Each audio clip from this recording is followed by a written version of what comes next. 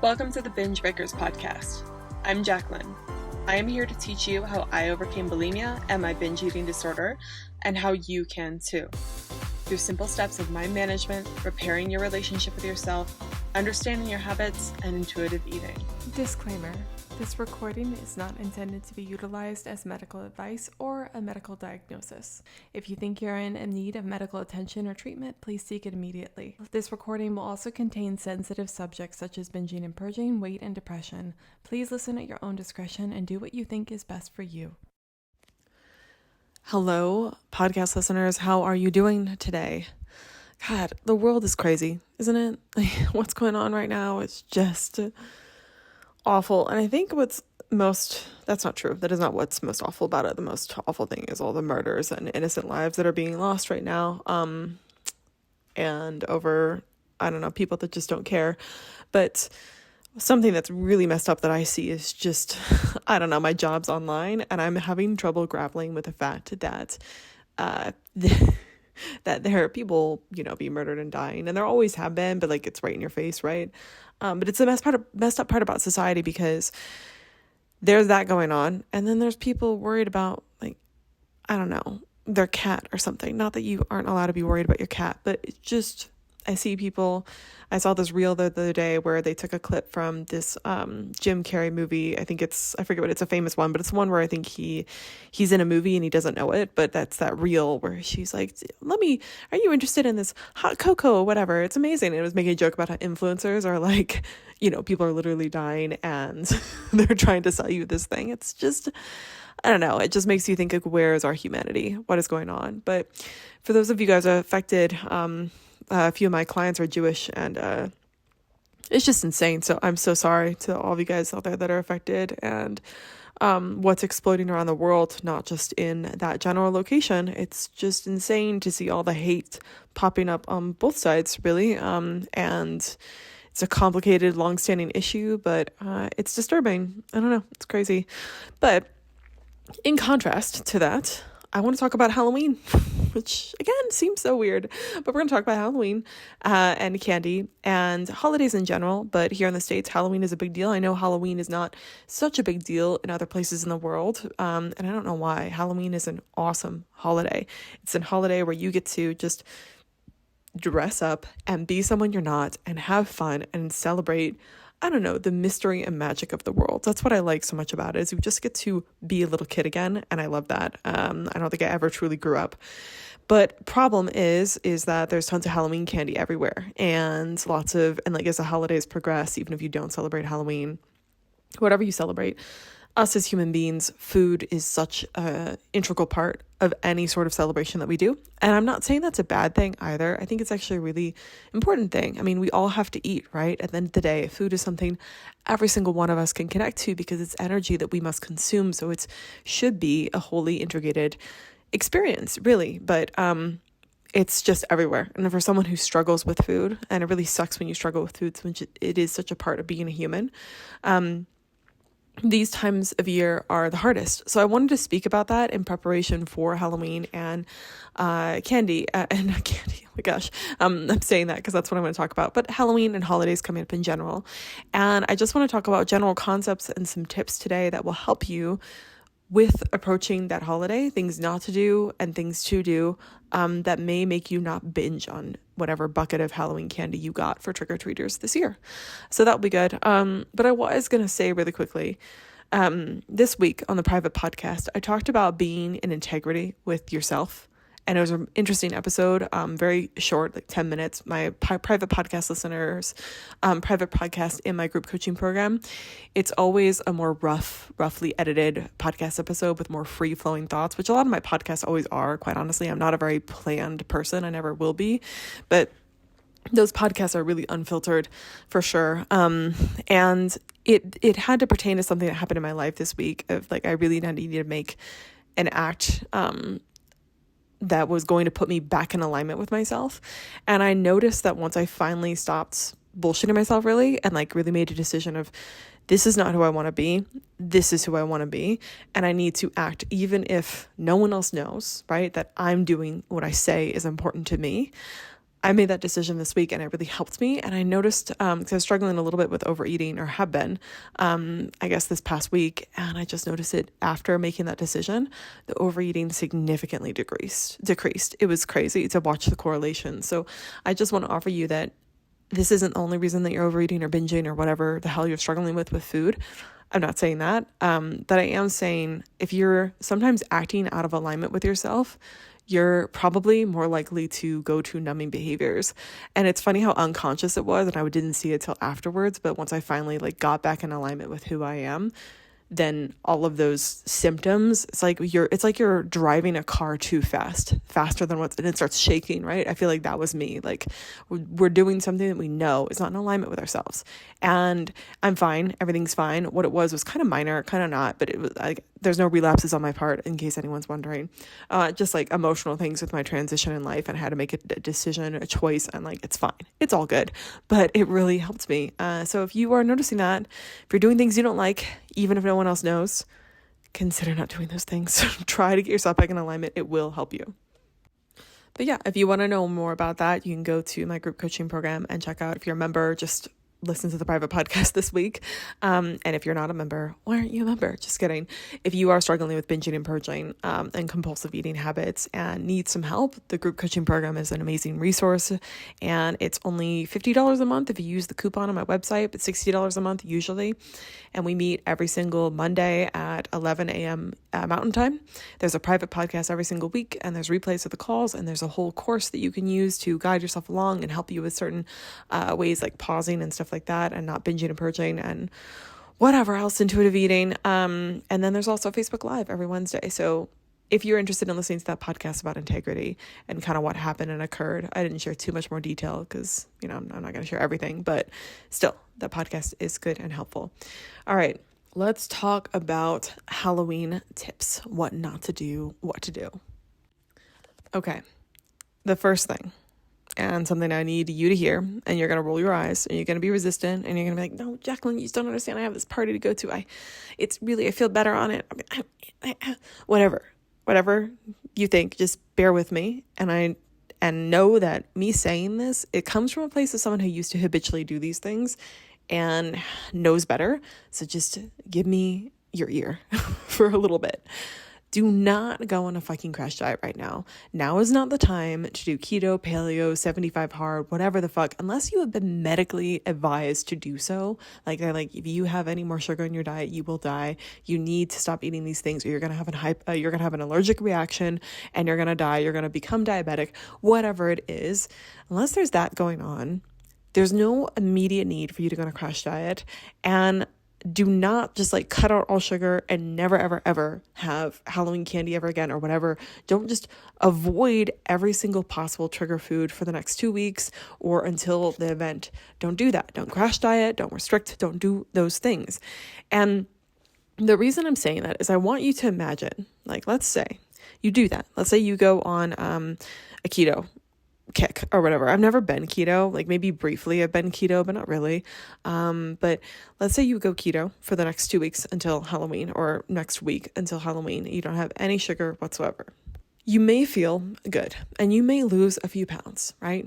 But if you go in it, especially with a poor mindset of sugar's bad, sugar's the devil, I can't have those foods, I'm going to lose control if I have those foods, I'm going to gain weight if I have those foods are not allowed, I can't control myself around them, they're just so good, but you're not allowed to have them.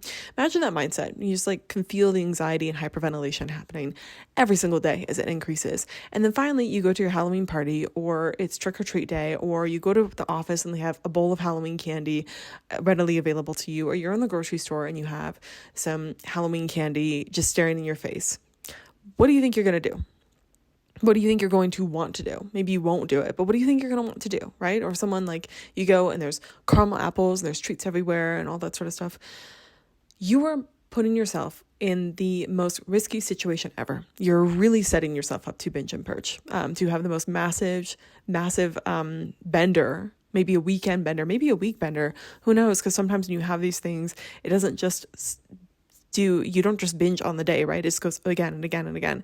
You're setting yourself up to be in a position where those foods are so scarce and so enticing, and you only have this opportunity to have them, and if FOMO is so strong that you just want to peel your skin off, that you're just going to lose your mind over a bag of candy or whatever else there is, you are going to freak out.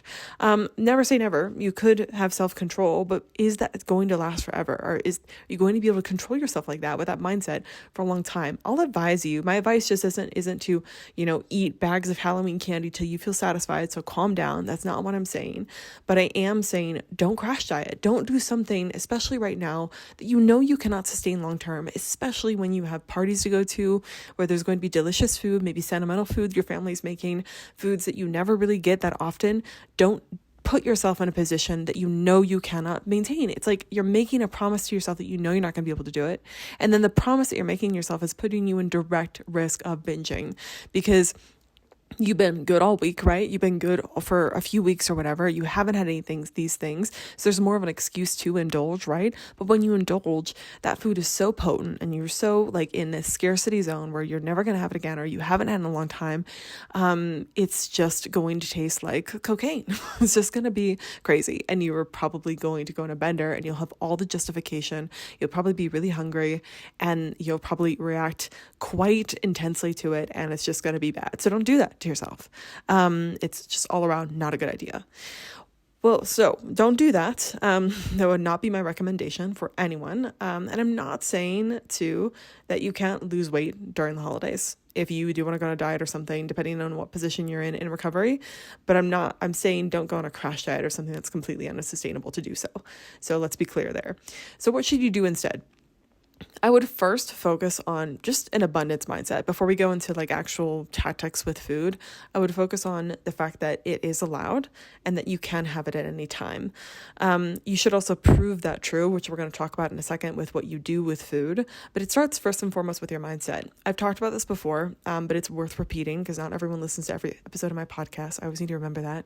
There's new people here, and I need to repeat myself so you remember and I remember.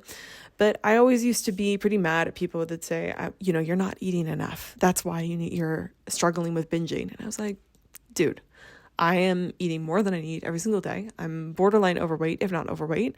And I stuff my face every single day. I'm eating more calories than my body needs every single day. What do you mean I'm not eating enough? Well, what I was missing was this kind of scarcity mindset I had around food. So even though I was actually eating enough food and food was very abundant in my life every single day, I would limit certain foods, that's for sure. So I had enough food, but there was certainly scarcity around specific foods that I never allowed myself to have. And then when I did have those foods during a binge or something, I still was under the idea of this is the last time you're going to have it, even though every single day I'd have it again or something. But while I was eating it, I was thinking this is going to go away. You never know. It's all going to happen. I think of my grandparents who went through the Great Depression, and my grandmother in particular grew up in pretty extreme poverty. She was literally homeless most of her childhood. She was a roaming migrant kind of worker during the Great Depression in America. So she would sleep on the ground sometimes in barns, wherever she could find work. And so my grandparents, when I grew up, they were the typical Great Depression grandparents that just hoarded every single little container and stuff like that. Even though they had enough money, resources were abundant, but they just had this mindset of you never know when it's going to get all taken away. So you must save every single penny. You must save everything, even though it was all the evidence in front of them said you didn't need to do that. This is unnecessary. So the mind's a really powerful thing. And I think what I was doing when I was struggling with bulimia in particular, but just binging and overeating in general, is that I was eating those foods and it was right in front of my face all the time. But I thought, this is the last time, you shouldn't be having this. This is wrong. This is bad, blah, blah, blah. I had all these thoughts attached to it that made that food feel scarce, not allowed, and less enjoyable because when you're thinking those things, the experience isn't as good. I think about sex as an example, which TMI for maybe some of you, but when you are having sex and you're actually just there present in the moment, it's going to be a lot more fun. But if your mind's elsewhere, it's not very fun, at least for women, and I'm sure many other people. So there's that. So I want you to think about food that way. Get yourself an abundance mindset. It may be helpful. A little practical tool for you is to write down what your current thoughts are when you're eating food, especially food that you think is rich or kind of scary or whatever. And then write down write down how those thoughts make you feel too, and how you behave when you have those thoughts with food. And then practice different thoughts around food, like, this is available. Let's just enjoy this. This is fine. We are allowed to have this. We can have it again tomorrow. Those thoughts, even though they seem silly, and maybe you say those thoughts to yourself all the time, but they don't feel real. I'll get to why that is in a little bit, but it does have to start with your mindset first. And I think if you focus on thoughts that make you enjoy the experience and make it seem like it's not the day before you're going to die, then you're going to be a lot less intense around those foods, slowly but surely. The first few times may be more intense, but if you keep practicing it over and over again, it will be more helpful. All right. And then if you allow it and are doing these things, the other piece of this mindset thing is that you actually have to back up your mindset with action. And I think there's merit in, especially this season of the holidays, to allowing these foods more often in maybe a controlled manner, so that you can prove to your mind that, hey, it's not just that we're saying it's abundant, it is abundant. And it depends on the person. I'm going to give a few examples and you can try on what you think is best for you. But sometimes it just helps people to have a scheduled treat every single day for a little while. Sometimes it helps to have a bucket of Halloween candy in the house and you just get to pick up off of that till you get bored of them and it's fine. Sometimes that's too intense for people and they just get to go out and have their treat food every single day, and they just make sure that they schedule it into their calendar and they have it, or maybe it's every few days. It depends on what you're comfortable with. But I think right now, if you are really scared of a food or you're worried about Halloween candy because it has so much control over you, take back your control by scheduling it in and having it purposefully and enjoying it and practicing these mindsets, and then show yourself over and over and over again that it is available. Look, we're having it again. We're having it again. See, it is available. I told you yesterday you can have it if you want it. And look, you wanted it, so we're having it. You're like that parent who's trying to repair a damaged relationship with their child.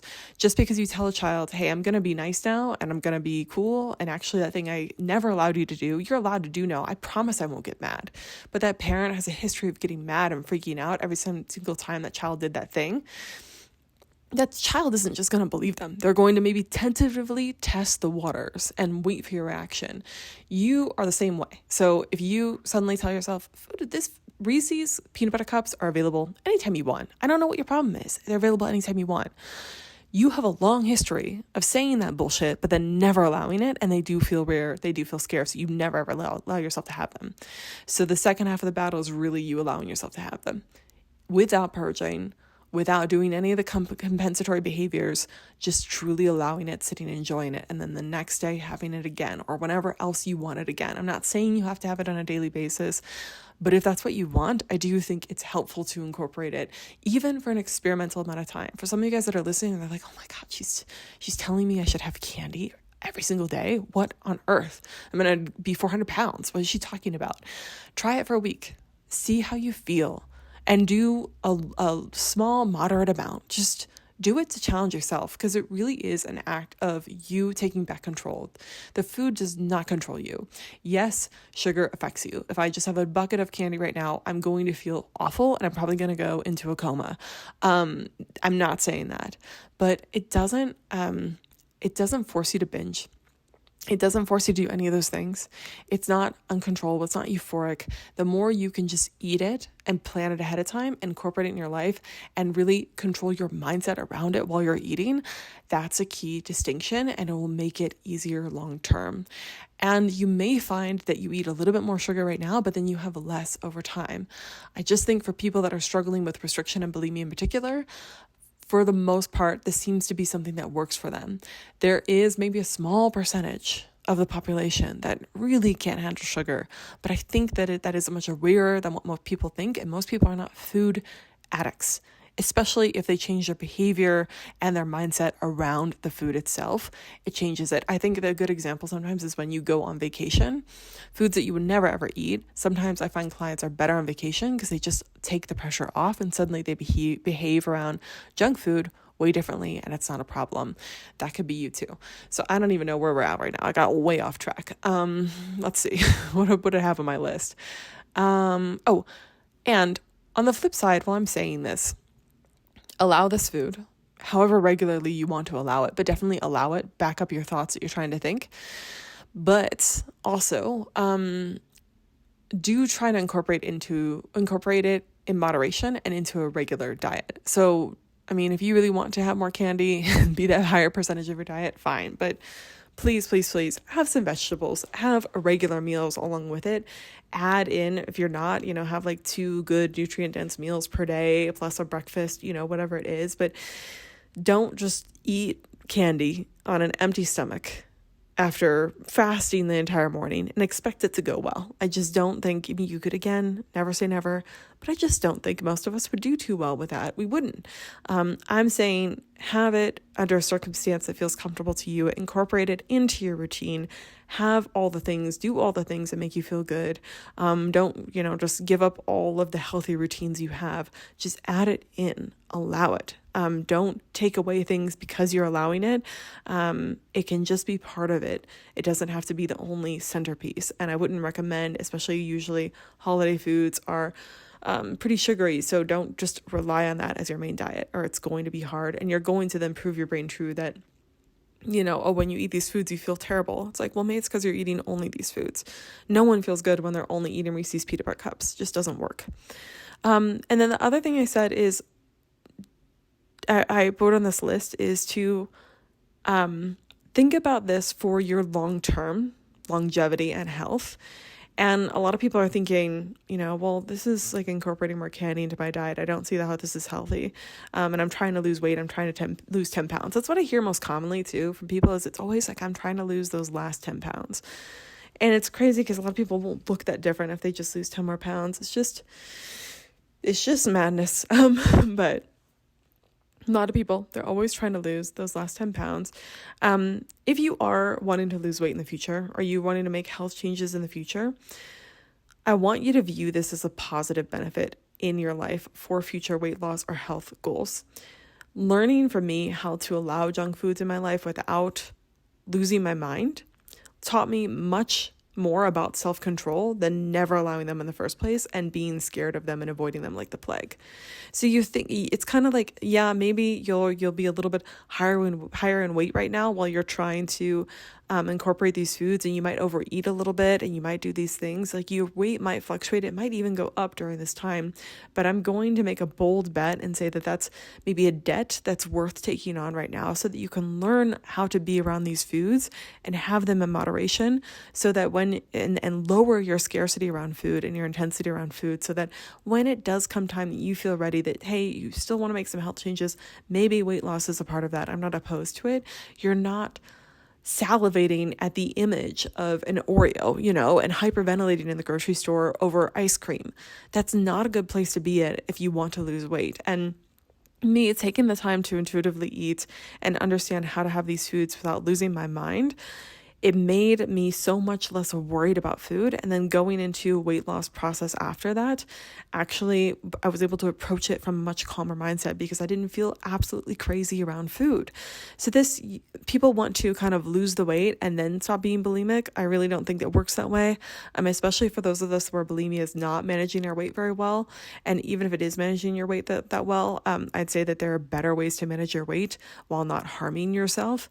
But for me, bulimia never really taught me how to understand self-control and lose weight and moderate food and be able to incorporate foods that make me feel good. I've never felt healthier being bulimia free and still incorporating some of these foods in my life than I was when I was with bulimia. It's just insane. It taught me so much more. So what I'm trying to say is, even though it seems like this is a short-term loss, especially if you're very obsessed with weight, it's actually going to help you for future health goals and weight goals if you so choose, because you then have the power really to eat whatever you want, whenever you want. And it's not a big deal. You can make decisions on the fly. You don't have to plan it out super crazy.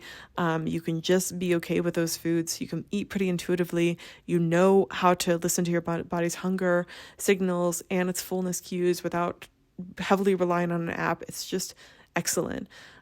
So I really would look at it that way. And this goes into my next point is don't rely on purging during this process. Purging also creates scarcity. One, like there's this mental thing of you're constantly showing your body that you're eating tons and tons of food, but then it all disappears, especially if you're purging through vomiting.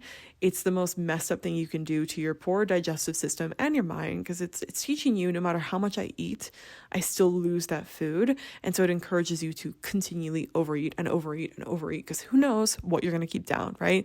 So that's number one, don't purge, but also don't rely on purging while you're trying to build comfort with these foods, so that long term, not only can your digestive system get better and heal. Purging obviously wreaks havoc on your body for many, many reasons, but that's a big one. But also so that you can learn how to moderate your food without purging, without having that kind of tap out button. Purging, I've said this before, and I have an episode about, I think it's the episode on why purging is never worth it, but purging is almost the start of the cycle for me. I used to think it was binging, but I like to think of purging as the start of the binge purge cycle, because the purging kind of puts you in this sudden deficit, and people think it's wiping the slate clean and starting over, but it's really restarting the concept of, we got out. We're able to start over. Now that we've done this, like we've done this thing, so we'll just never do it again. I think it's far better to just let the binge be, let the overeat be, because then you have to deal with the consequences and what it feels like to overeat.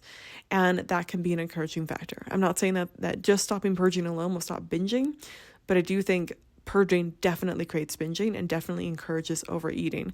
And without purging as a tool in your toolbox, you're less likely to binge as intensely, depending on how you binge, than you were if you had purging to rely on. For me, that's why I'll never ever go back to purging. Like maybe, hopefully not, I'll have an actual full-blown binge at some point in the future. Like so far I've been okay, but you never know. But I have full faith that I never can go back to purging, because it will just restart everything, and it'll suddenly make the overeats and the bingings much more okay than they have been, even though it doesn't actually really help you that much. Anyway, so there's that thing. And then lastly, I'd say prep yourself. Like if you are going to incorporate these foods, especially if you're very, very scared, or you've never incorporated them before, make that list I was talking about earlier in the episode about your thoughts you want to think during. Calm yourself down before eating it. Sometimes plan this food 24 hours ahead of time so you're prepared. You're not like blindsided by it. Eat it in a safe environment. Don't eat it at 11 o'clock at night alone when everyone else is asleep and you have full freedom to do whatever you want. Eat it in a way that feels safe to you. Moderate the portion sizes ahead of time so maybe you aren't tempted so much. Just do all the things you can do to make it as safe as possible for you to have this food. Not that you will always have to do that, but I'd say the first time, make it as easy as possible for yourself. Don't go on expert mode when you're a beginner. Just go on beginner mode. And the last thing I'll say, and then I have a little story about Halloween candy myself. This is going to be a long episode. Oh, damn. If you binge and purge, forgive yourself, review what happened, and move on. And move on by nourishing your body, getting some rest, and today is a new day. I just don't think binging and purging happens, but there's a lot to be learned every single time you binge and purge. So if this does happen, review it, ask yourself when it started, what you think led to it, what you did, what thoughts, provoked it, what feelings provoked it. Is there anything you could have done or wished you had done? If there was, what worked, what didn't work, about what you wished you had done, why didn't you do what you wished you had done?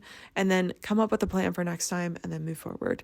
It's okay. It happens. It's not the end of the world, and it's a great learning opportunity. All right. And then I want to tell you about Halloween candy, my personal experience. So I've shared with you on this podcast these past few months, like it's just been a roller coaster of emotions. And these past few weeks, this past week, like I was feeling better, and then like some emotional, stupid drama shit came up this week, and it was just harder.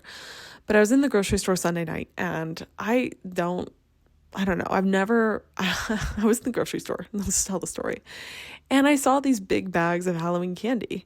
And I was like, oh, Reese's kind of sounds good. Interesting. And so I looked at the candy, and then I started thinking to myself, I don't think I've ever bought a big bag of Halloween candy in my life as an adult. I never bought a big candy ever actually in my life. So that's true.